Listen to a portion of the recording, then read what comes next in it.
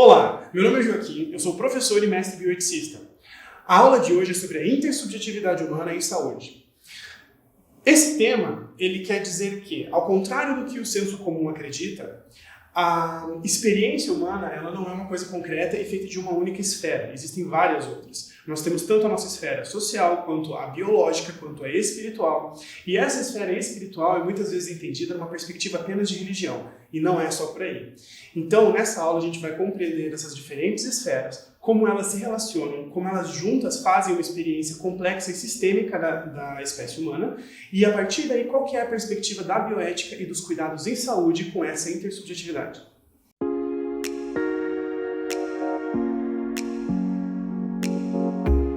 Olá! Na aula de hoje, a gente vai falar então sobre a intersubjetividade humana e saúde, as dimensões física, mental, emocional e espiritual. Desde uma perspectiva bioética crítica, a gente vai analisar então o que são essas esferas, né, as dimensões, desculpa, aqui em alguns dados momentos ali a gente vai poder entender isso como esfera, que são essas dimensões que fazem a realização humana, né, a intersubjetividade humana, e para compreender a importância desse estudo dentro do conceito da saúde humana, eu vou utilizar como ponte a análise da tanatologia, que com isso a gente consegue então analisar a existência e coexistência e correlação dessas dimensões numa perspectiva bioética de conflitos e dilemas, etc., estudados no campo de estudo da tanatologia. Beleza? Mas para começar, então, a gente precisa primeiro entender o que é a tanatologia, né? A tanatologia é uma ciência destinada à compreensão do processo de morrer, abarcando vários estudos sobre essa temática. Ela tem um vasto campo de atuação. Então, desde a morte, morrer, o luto, violências, o estudo dos impactos da violência e da guerra sobre o bem-estar humano, a representação da morte e do morrer na TV e etc. Além disso, a formação de pessoal e de profissionais nas pertinências da área. Então, diferentes profissionais da área da saúde, educadores e de trabalhadores pessoas que trabalham com os seres humanos, desses diferentes campos, a formação e produção de material didático e de currículos e de planos e de cursos para formação nessa área. Algumas referências teóricas, então, para a área de tanatologia é o periódico Omega Journal of Death and Dying e Death Studies, que são então dois periódicos que a gente tem sobre isso, e o Association for Death Education, conhecido como ADEC, né, que são referências internacionais. Algumas aqui no Brasil não tem aqui nessa a apresentação para vocês, mas a nossa referência é a Vilma Torres e principalmente na Pontifícia Universidade Católica de São Paulo e a Universidade de São Paulo, que tem alguns institutos, que cada uma delas tem um instituto ou centro de pesquisas e estudos sobre a morte e do morrer, com produção científica vasta sobre essa questão. Agora, complexidade humana. Então, a gente se referiu às diferentes dimensões da experiência humana. Então, trazemos aqui, baseado no referencial teórico que eu apresento para vocês e que você pode conferir no nosso texto base, as dimensões física, mental, emocional e espiritual, e a forma como elas se correlacionam, a interface que há entre todas elas. A dimensão física refere-se à dimensão sinestésica, corporal, as sensações, a nutrição e a respiração do corpo, como que ele se mantém. A mental refere-se à cognição, raciocínio lógico, resolução de problemas e a capacidade de análise. Então, a de compreensão, as funções, principalmente que a nossa mente tem. Já o emocional é um passo além da estrutura física, da função mental, mas os sentimentos, a autoconsciência, a autorregulação e relacionamentos, as habilidades sociais. É o externalizar do potencial que se traz das dimensões física e mental. E o espiritual, ao contrário do que o senso comum coloca, ele se trata aqui não necessariamente de religião, e sim de propósito, intuição, significado, uma perspectiva existencial, a capacidade filosófica e o autoconhecimento profundo dos indivíduos.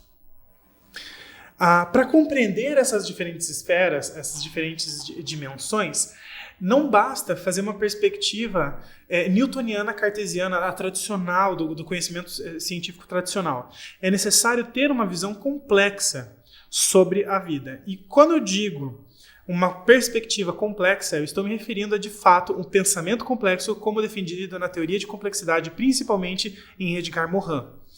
A teoria da complexidade, o pensamento complexo, ela rompe com essa visão dualista. Ela se dá de uma construção histórica da insuficiência da perspectiva newtoniana cartesiana, da dualística. Ela traz uma compreensão complexa dos fenômenos do viver e também do morrer. Com relação a isso, é biológico ou psicológico e também social ou político, no caso. Vida como valor maior e inalienável, mas também que pode ser negada em nome do alívio, da dor e do sofrimento e da dignidade humana. Privar alguém da vida é imoral, porém, e daí todas aquelas discussões sobre legítima defesa para preservar a autonomia, a democracia, etc. Todas essas questões. Porque a vida é muito complexa. E nesses pontos aqui, uma simples determinação de sim ou não, de certo ou errado, não se aplica. Outro item, fator importantíssimo para compreender a complexidade humana, como a gente está se propondo a fazer nesta aula, é o conceito da totalidade concreta.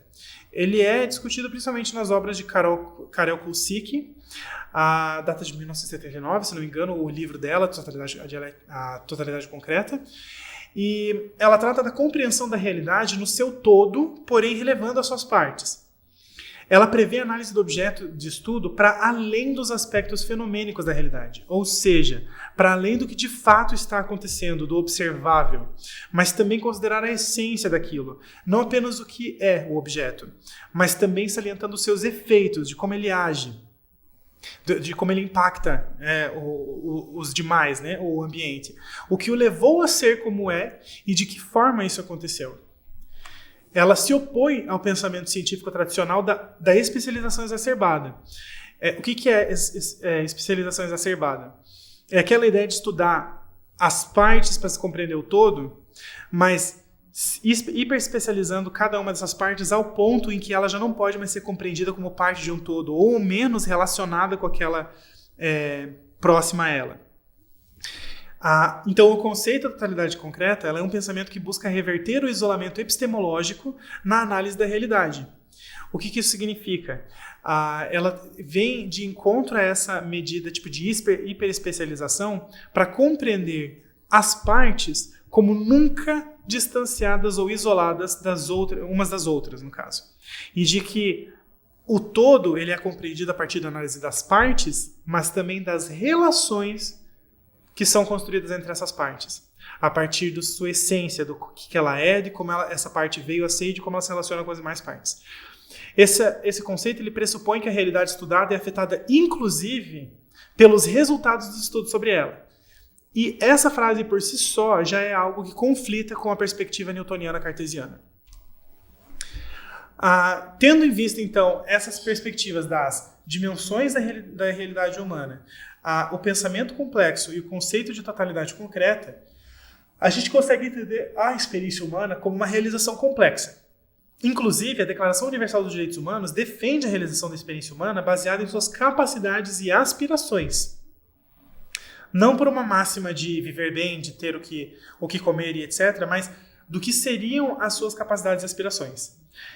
Depois, posterior a isso, a Declaração Universal sobre Bioética e Direitos Humanos ressalta a importância da dignidade humana para esse contexto.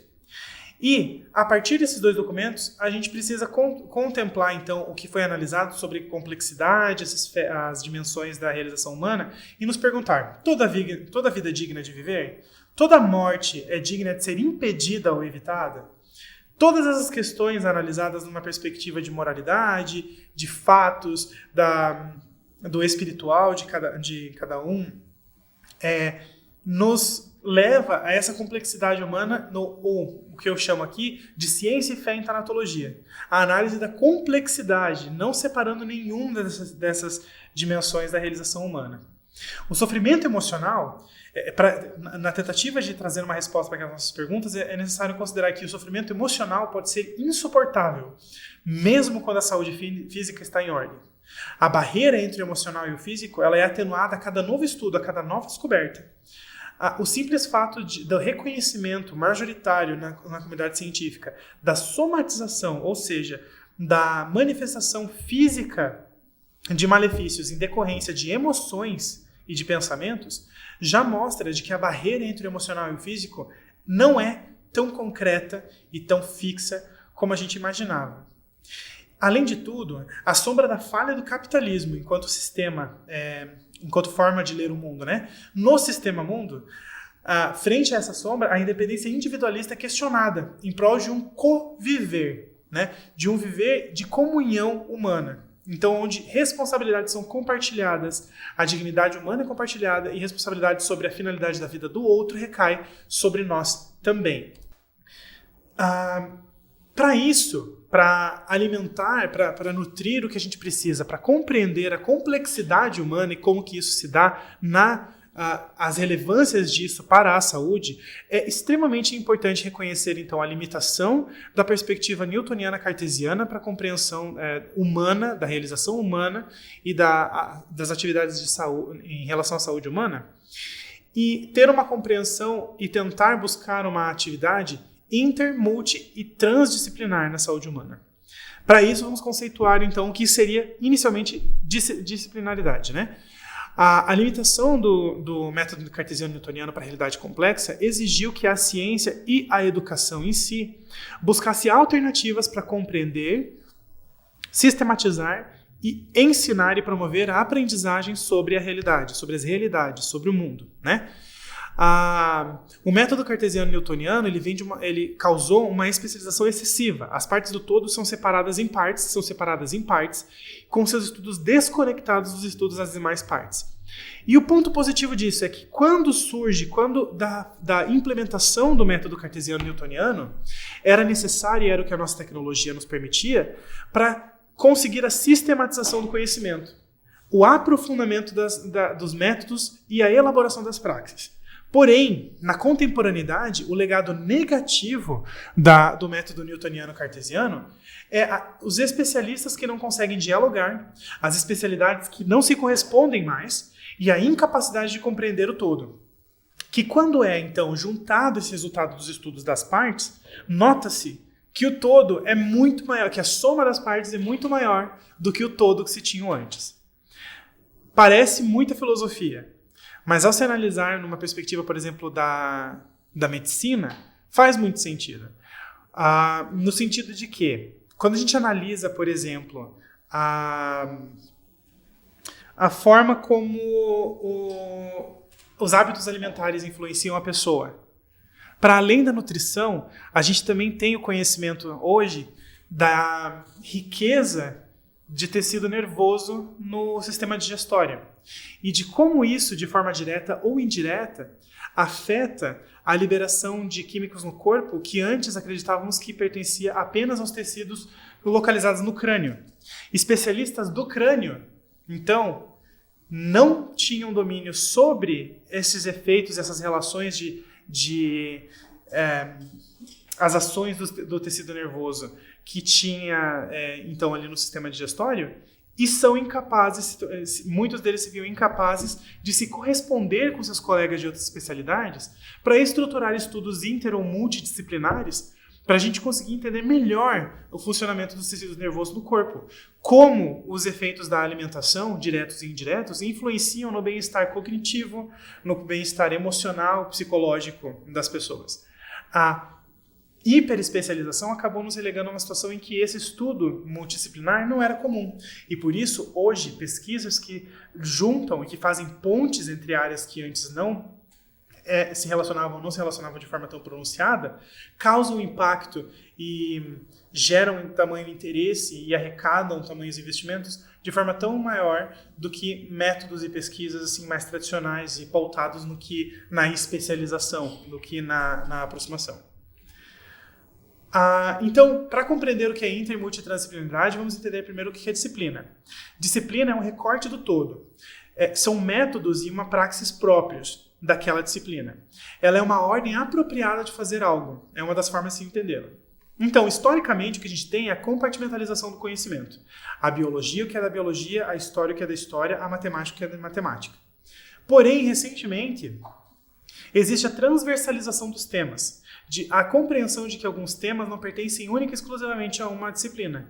Então, por exemplo, de que saúde não pertencia apenas à biologia, mas também à história, à geografia, à ética, à matemática também. E de como isso se relacionava.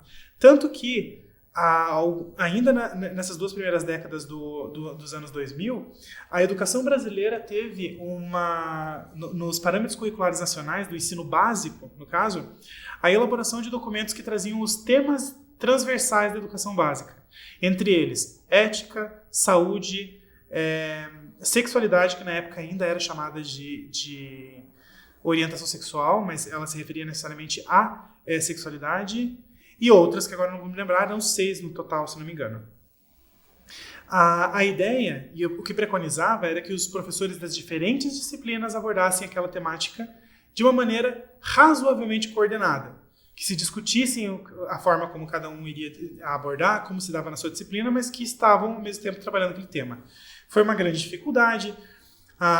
Grandes avanços foram feitos na abordagem disciplinar para a multidisciplinar na educação básica, mas houve uma alternância de poder que acabou vilificando esses documentos que haviam sido feitos anteriormente, atacando a existência deles e substituindo por outros que não se aplicam a uma visão mais tão complexa de educação. Então hoje já não se tem mais esse processo normatizado na educação. Não obstante, educadores e pesquisadores antenados com essas, alinhados com essas perspectivas, continuam tentando aplicar em sua praxis o que vai além do disciplinar. Então, disciplinaridade é o estudo do objeto de acordo com as teorias, teoremas, praxis e etc. de uma determinada disciplina e especialidade. Então, é o estudo da zoologia pela biologia, única e exclusivamente. Entende? Já na multidisciplinaridade, que também é conhecida como pluridisciplinaridade, o estudo de um objeto de uma única e mesma disciplina é feita por várias disciplinas ao mesmo tempo. Então, todas elas podem trazer algo a mais, só que ela ainda está a serviço dessa mesma disciplina. Então é permitido que história e geografia analisem a questão de zoologia que eu falei agora há pouco, mas a análise ainda se dá a serviço da disciplina de biologia, e apenas e exclusivamente a ela. Essa abordagem ela ultrapassa os limites da disciplina, mas o resultado ainda se limita à disciplina em si. A praxis não muda, a análise não muda. A biologia continua utilizando o seu próprio método, apenas outras disciplinas utilizam dos seus métodos para analisar aquele mesmo objeto. Isso é o mais comum, é o mais fácil de se realizar. As coisas começam a ficar um pouco mais complicadas na interdisciplinaridade, porque ela infere na transferência de métodos de uma disciplina para outra. E nisso a gente poderia compreender, então, assim, que a geografia, o modo de entender, o modo de analisar fenômenos da geografia é emprestado para entender aqueles grupos de animais que a gente estava estudando em ecologia, por exemplo, né? Em zoologia, né? Um dos temas estudados por biologia. E, ao se transferir o método dessa disciplina para cá, a gente elicita o conhecimento da biogeografia, que é o estudo, então, desses comportamentos, da zoologia deles, da ecologia deles, relacionado com o ambiente, como se dá com o ambiente e com recorte espaço e temporal em que se analisa eles. Esse resultado agora que eu acabei de descrever se deu da transferência do método de uma disciplina, geografia, para outra, que é de biologia. O Nicolesco, ele diz ainda de 3 graus de aplicação. A interdisciplinaridade existem 3 graus de interdisciplinaridade. Um deles é o grau de aplicação.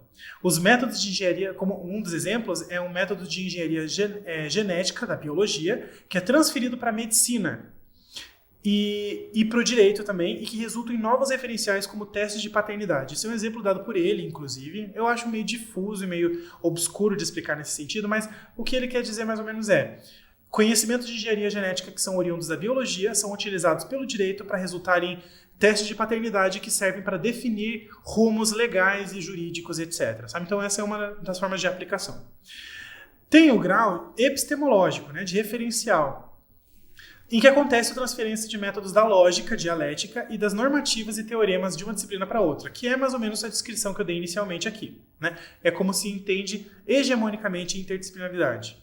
E depois, o grau de geração de novas disciplinas, no qual eu dei uma ensaiada, uma flertada no exemplo que eu dei sobre geografia e biologia. A transferência do método da geografia para o estudo ali daquelas populações em ecologia gera a biogeografia, né, que a gente poderia entender como uma nova disciplina. Esse grau de geração de novas disciplinas é quando diversos saberes unidos formam uma nova disciplina, contudo, ainda circunscritos ao espaço disciplinar, como, por exemplo, biogeografia é uma disciplina na formação curricular em ciências biológicas, em biólogos, porque ainda pertence e está circunscrito à biologia. Já na transdisciplinaridade, aí a coisa fica bem mais complicada. Não existe um consenso sobre o que ela se trata, mas eu trago aqui uma visão padrão, especialmente do contexto de bioética, como discutido por Garrafa no seu livro, no livro do contexto latino-americano, da bioética e dos conceitos, sobre transdisciplinaridade. Bom, em primeiro lugar, ela é composta pelo prefixo trans, que indica que ela está ao mesmo tempo entre as disciplinas, através das disciplinas e além de qualquer disciplina.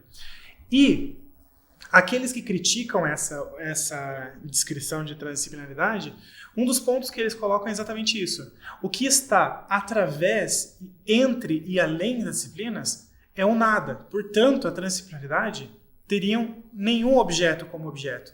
E isso, então, tornaria impossível.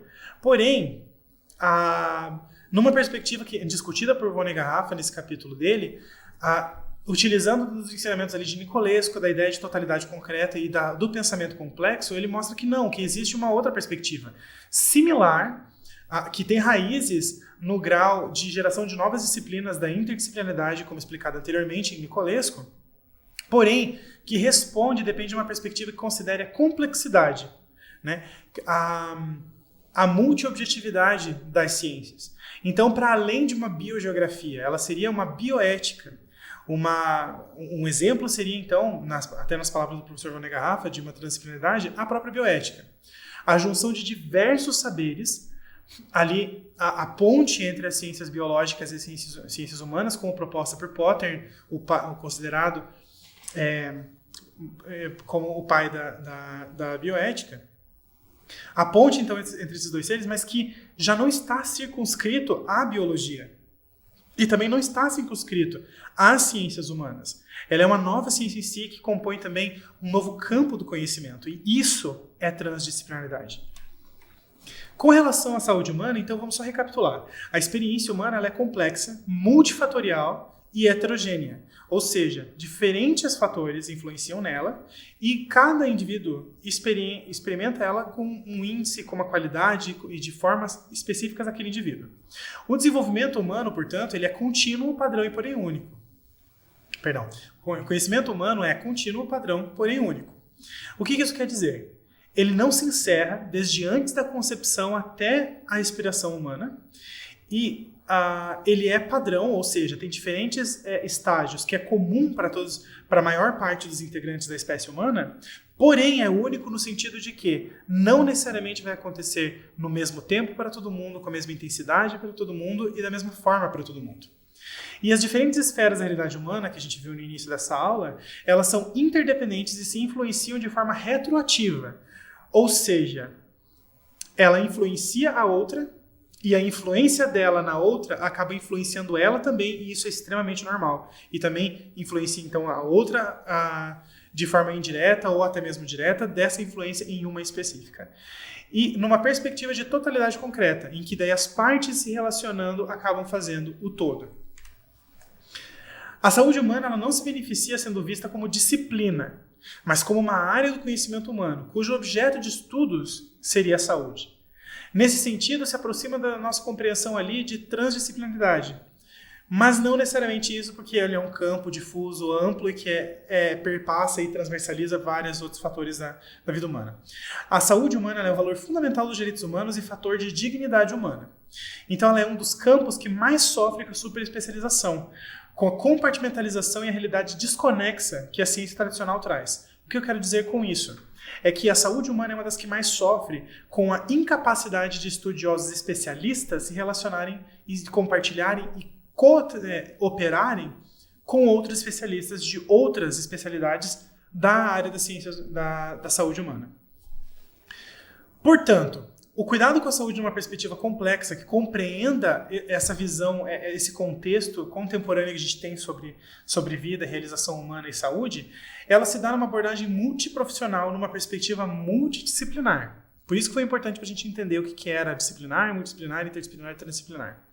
Por exemplo, o aborto, ele vem de uma perspectiva bioética, vindo da medicina, emprestando episteme da sociologia, da biologia e da psicologia, com o intuito de respaldar a medicina novamente, mas sem ficar circunscrito à medicina, à biologia, à sociologia, ao direito, à medicina e etc.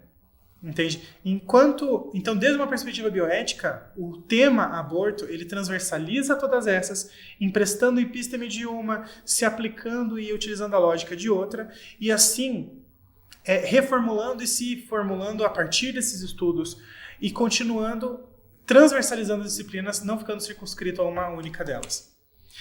E qual é a relevância da subjetividade do indivíduo para a abordagem em saúde humana? Para entender isso, da subjetividade do indivíduo para a abordagem em saúde humana, é necessário entender que, por exemplo, o valor essencial da vida e o princípio primum non nocere, que é o, em primeiro lugar, não faço mal. Porém, ele está em respeito à subjetividade espiritual, para evitar métodos que conflitem com a moralidade individual do paciente. Ou seja, a medicina tem o princípio hipocrático do primum non nocere, em primeiro lugar, não faço mal. Portanto, um paciente que chega aqui com baixo índice volêmico, com pouco sangue no seu sistema, pouco sangue no corpo, aquilo vai comprometer a sua homeostase, a sua saúde. Então, a medicina precisa fazer alguma coisa para impedir isso, fazer uma transfusão. Porém, aquele paciente é de uma denominação religiosa que condena a transfusão de sangue. Qual que é a posição médica ideal sobre isso? O que fazer sobre essa situação agora? Num campo global de discussão ética, cada vez mais se considera de que os preceitos morais externos ao exercício da medicina que vem desse paciente, como por exemplo a religiosidade dele, deve ser levado em consideração. E isso exprime o profissional da saúde de responsabilidade sobre o mal que vai cair sobre ele, por respeitar a autonomia do paciente.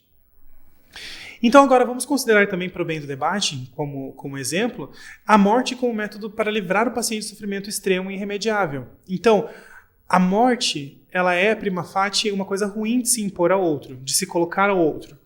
Mas em que algumas questões de terminalidade da vida, com irreversibilidade dos danos, a incapacidade de se impedir a morte, etc., para encurtar o processo de morte, impedindo que o indivíduo sofra mais, talvez a morte possa ser utilizada como método para livrar o paciente desse sofrimento.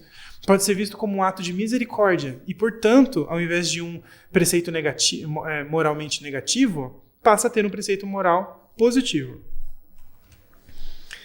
Agora, então, a guisa de conclusão.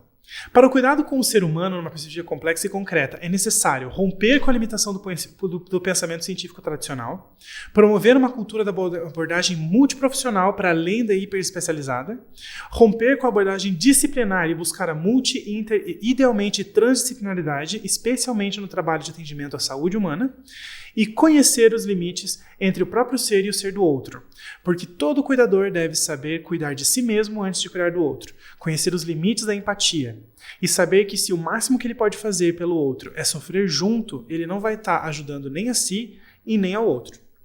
Bom, esses foram os temas que a gente trouxe hoje. Hoje essa abordagem ela foi bem filosófica, bem no campo da moralidade. Alguns filósofos europeus ficariam orgulhosos com isso e já outros filósofos e bioeticistas latino-americanos ficariam um tanto irritados porque não houve tanta aplicação prática. No entanto, eu tentei trazer aqui alguns exemplos que nos mostrariam como aplicar esses conceitos que eu trouxe. Recorra ao nosso texto base, tá? Ele tem bastante conteúdo ali para explicar alguns pontos que podem ter ficado mais complexos demais ou nebulosos para você aqui, e também traz indicações de referências bem interessantes para você aprender um pouquinho mais, tá bom? Ficamos por aqui e até a próxima. Então, por hoje é só. Não esqueça de conferir o texto base e de realizar os exercícios que estão disponíveis no AVA e a gente se vê na próxima.